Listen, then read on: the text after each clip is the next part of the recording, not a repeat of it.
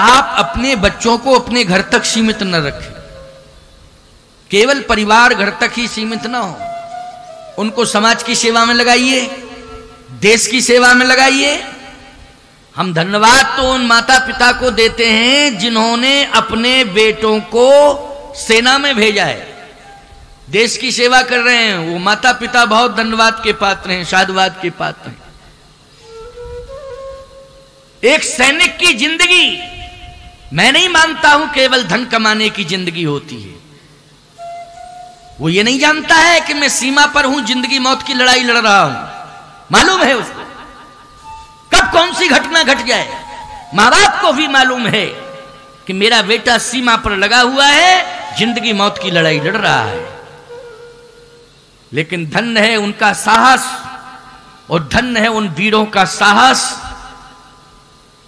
जो सब कुछ जान रहे हैं लेकिन सीमा पर डटे हुए हैं।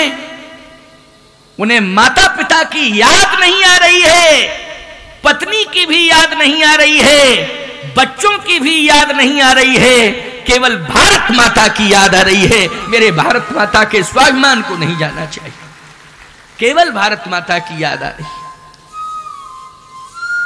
साधुवाद के पात्र हैं, धन्यवाद के पात्र हैं वो मां बाप जिन्होंने देश रक्षा के संस्कार देकर के भेजा है अपने वीर सपूतों को, जिसमें राजस्थान सबसे आगे है प्यारे।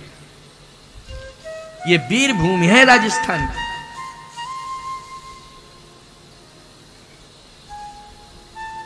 भगवान राम सोच रहे हैं, मेरे पिताश्री ये क्यों नहीं सोच रहे हैं कि राम को हम देश धर्म संस्कृति की रक्षा के लिए भेजें।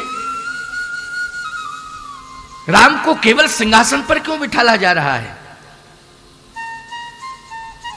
राम को गिरवासी वनवासियों के बीच में क्यों नहीं भेजा जा रहा है,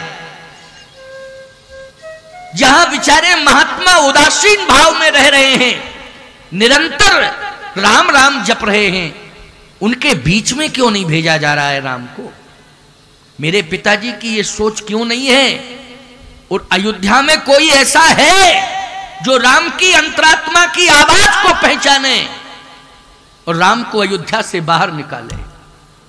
यदि कोई ऐसा अयोध्या में हो तो आज राम आवाहन करता है उसका। याद रखना, निकल पड़ी वो कैकेयी मां। बोलो, निकली कैकेयी मां की नहीं? उस मां ने कितना अपमान सहा, न जाने कितने प्रकार की गालियां, विभिन्न प्रकार की गंदी गंदी गालियां लोगों ने कैकेयी मां को दी। बोलो, दी कि नहीं दी? सब मिल दे हैं कैकेयी गारी।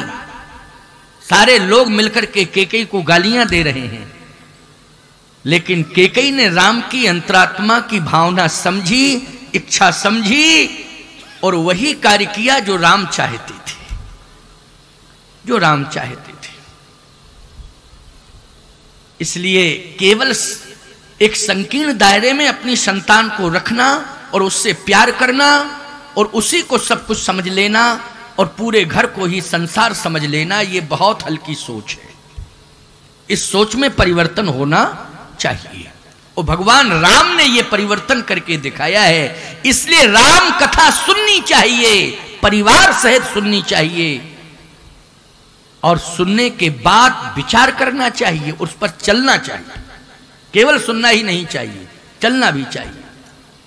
लेकिन यहां तो समस्त तीर्थों का जल मंगा लिया साहब, संपूर्ण तीर्थों की मिट्टी मंगा ली गई, संपूर्ण तीर्थ के महात्माओं को निमंत्रण दे दिया गया, पूरी तैयारी लग गई। भगवान राम को जब पता लगा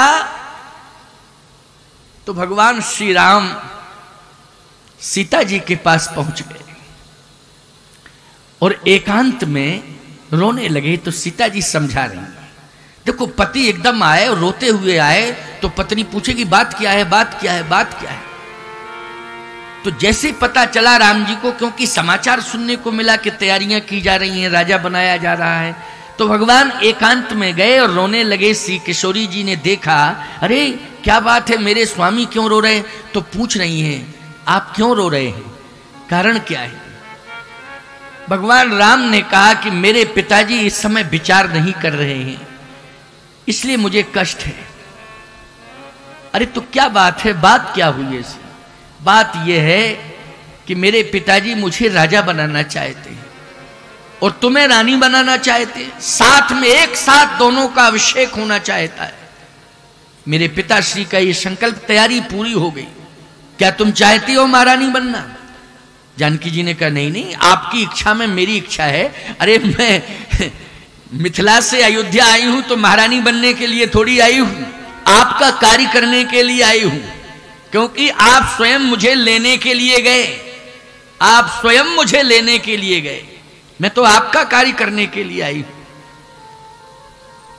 मुझे अयोध्या में लाने का प्रयास आपके पिताश्री का नहीं है और न मुझे यहां अयोध्या भेजने का प्रयास मेरे पिताश्री का है, आपका केवल प्रयास है। अच्छा बोलो भैया, दशरथ जी का प्रयास रहा कि सीता जी हमारे अयोध्या में आवे, भवन में आए, या जनक जी का यह प्रयास रहा कि सीता अयोध्या जाए? बोलो भाई, कथा तो तुमने कल सुनी ना, सबने सुनी कथा, लेकिन केवल यह प्रयास प्रभु राम का रहा, परमात्मा राम का, और साथ में महात्मा विश्वामित्र का। क्यों भाई? इसलिए सीता को प्राप्त करने के लिए परमात्मा राम ने महात्मा विश्वामित्र को अपने पास बुला लिया कि नहीं? और विश्वामित्र जी ही लेके गए। यज्ञ तो एक बहाना था, यज्ञ क्या था? एक बहाना था। तो किशोरी जी कहती हैं मैं तो आपका कार्य करने के लिए आई हूं, इसलिए आपकी इच्छा में मेरी इच्छा है।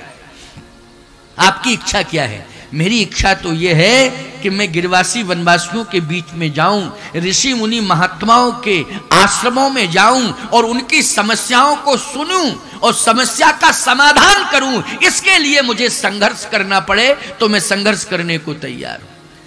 अच्छा बोलो, देश हमारा जो आजाद हुआ है वो संघर्ष से हुआ है कि नहीं हुआ है? संघर्ष करना पड़ा था कि नहीं? संघर्ष किया गया तभी हमारा देश आजाद हुआ, स्वतंत्र हुआ। और इतना बड़ा संघर्ष करना पड़ा कि नौनिहालों को प्राण भी गंवाने पड़े। बोलो, गंवाने पड़े कि नहीं?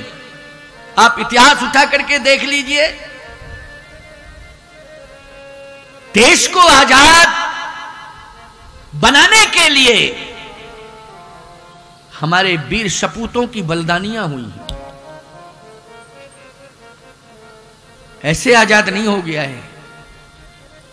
प्रभु राम कहते हैं कि सिंहासन नहीं, ये राम को तो कुशासन की जरूरत है। किसकी जरूरत है? सिंहासन पर नहीं बैठना है मुझे तो कुशासन पर बैठना है। कुशासन का अर्थ है, जानते हो कुशासन पर कौन बैठता है? जो तप करता है वो कुशासन पर बैठता है। और याद रखना, आप यदि समाज सेवा कर रहे हैं, देश राष्ट्र के प्रति समर्पित हैं, देश को स्वतंत्र करने के लिए, देश को स्वच्छंद बनाने के लिए, देश को गौरवान्वित करने के लिए आपको सिंहासन पर बैठने की जरूरत नहीं है, आपको कुशासन पर बैठने की जरूरत है।